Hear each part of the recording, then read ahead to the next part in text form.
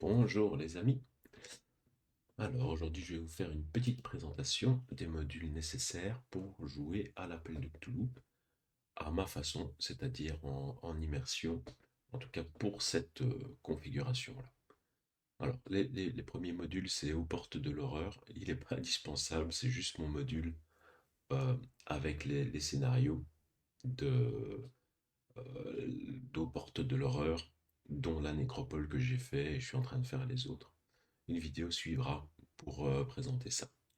Puis il y a Babel, Babel qui est simplement l'outil, le module que tout le monde connaît pour la traduction. Et si vous ne connaissez pas, installez-le si vous voulez jouer en français à l'appel de Cthulhu. Chat Commander permet de lancer des commandes dans le chat. Alors on va faire ça ici. Je décale un petit peu cette fenêtre. Donc quand on est dans le chat, on fait un petit slash et puis on voit toute une série de commandes, le whisper, le roll, etc. Cet outil est pas mal pratique et permet aussi d'utiliser un autre module un peu plus loin qui est le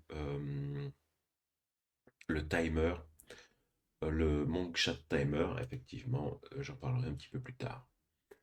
Puis il y a les Predefined Character Compendium, c'est un de mes modules qui sera présenté par quelqu'un d'autre probablement, ou que je présenterai plus tard avec une série de à peu près 70 pré-tirés. Le compendium en français, indispensable pour jouer à l'appel de Cthulhu, en français en tout cas. Le cursor rider, celui-là, moi j'utilise pour cacher mon curseur au joueur. Il est utile notamment si on a une map pour éviter de montrer le curseur aux joueurs et de montrer où on va sur la map pour éviter qu'il n'ait pas la surprise de certaines actions que je peux faire. Et voilà, ici en fait ça met un petit curseur sur le Game Master ou sur les joueurs et ça permet de montrer ou cacher son curseur. Daiso Nice est simplement les dés qu'on lance sur la table, on peut les personnaliser. La traduction du corps en français, si vous jouez en français, euh, c'est un indispensable. Hide Player UI, celui-là permet de cacher les musiques que l'on joue durant la partie. Donc, si je prends un exemple ici d'ambiance, si je fais un clic droit, je sais faire un hide playlist, ce qui est pas mal non plus si on veut réserver quelques surprises à nos joueurs. Le Lip Wrapper est une dépendance utile pour pas mal de composants, de modules. Lock View permet de locker la view, donc de bloquer la view et de empêcher que les joueurs fassent un zoom ou déplacent simplement la table sur laquelle on est, la scène sur laquelle on est. Ici, on peut voir, j'essaye de zoomer, ça ne bouge pas. Donc, je peux le configurer aussi pour le MJ. Et je ne l'utilise, enfin, je l'utilise de manière à bloquer ma vue parce qu'avec ma souris, de temps en temps, ça zoome, ça dézoome, ça se déplace et c'est un peu gênant. Et lorsqu'on fait de l'immersion, je pense que ça peut être pas mal et les joueurs ont la même interface de leur côté. C'est-à-dire qu'ici, on va pouvoir aussi bloquer la vue en mettant uniquement cette scène disponible et quand on l'ouvre, on voit ici sur la gauche le menu en bas, le hotbar et quand je referme, on ne voit plus rien. Voilà, il faut jouer un petit peu avec ce log view pour le maîtriser. Puis le Monk Active Tiles, alors lui, il permet de s'amuser avec les tiles. Et par exemple, ici, j'en ai une que je vais montrer, qui est un plan. Elle est un peu cachée. Donc, pour l'instant, j'ai caché à tous les joueurs.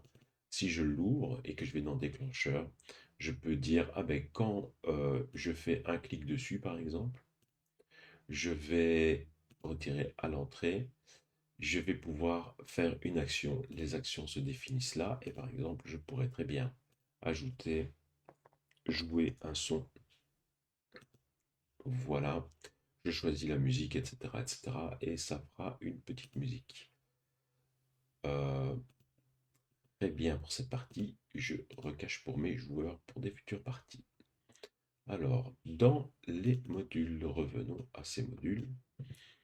On voit également le Monk Shot Timer. Alors ça c'est pas mal, à la fois pour les combats, ça permet de limiter le temps de réflexion des joueurs et de faire un combat un peu plus intense, mais également pour, par exemple, mettre au défi les joueurs de sortir d'une pièce. Alors il suffit de taper timer ici dans le chat, puis on peut faire un compte à rebours ou juste un chronomètre. Et le compte à rebours, on le met par exemple à 1 minute. Et ça va lancer un compte à rebours ici, voilà, d'1 minute. Alors, on va également parler du Monk Hotbar Expansion ici. Donc, ça permet d'avoir ceci qui s'ouvre, la hotbar, et donc bah, de plus facilement sélectionner des éléments.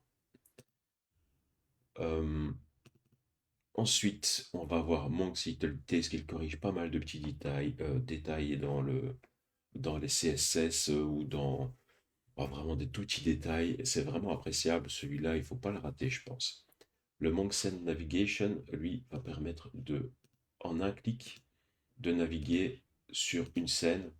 Donc, plutôt que d'ouvrir la configuration quand on clique sur la scène, il va simplement naviguer vers la scène et emmener tout le monde vers cette scène, comme ceci. Voilà, ce qui est quand même assez appréciable.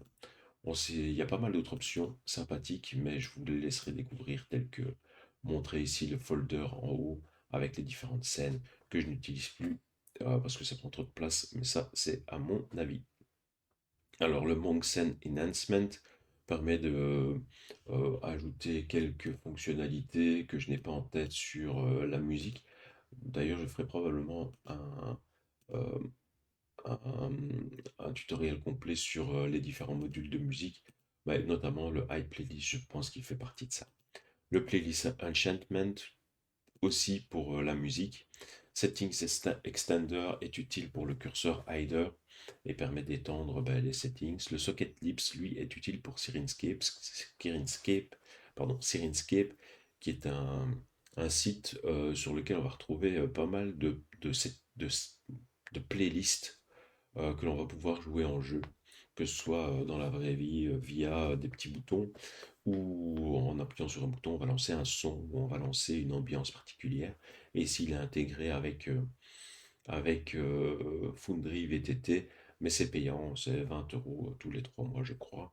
Donc c'est une addition que moi j'utilise parce que j'aime bien utiliser des petits bruits de revolver et plein de petites ambiances qui me sont utiles.